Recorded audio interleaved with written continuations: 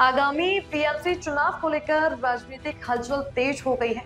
राष्ट्रीय स्तर के दिग्गज नेता शरद पवार, अजित पवार और महाराष्ट्र के मुख्यमंत्री एकनाथ शिंदे ने भाजपा को हराने की रणनीति पर काम शुरू कर दिया है।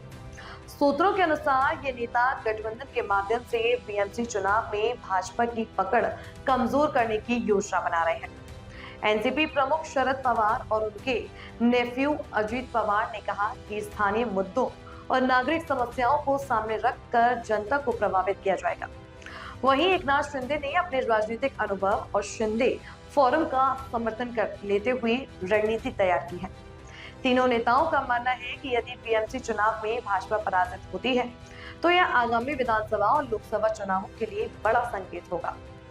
राजनीतिक विश्लेषकों का कहना है कि इस बार चुनाव सिर्फ नगर निगम स्तर का ही नहीं बल्कि बड़े राजनीतिक समीकरणों का निर्धारण करने वाला है।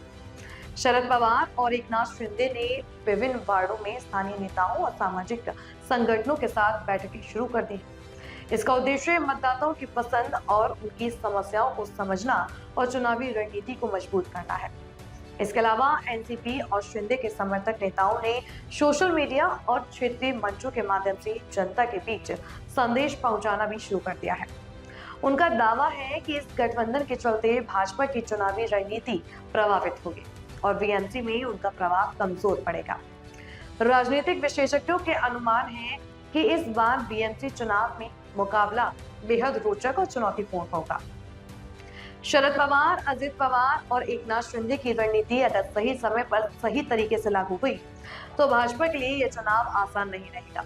बीएमसी चुनाव का परिणाम महाराष्ट्र की राजनीतिक दिशा तय कर सकता है।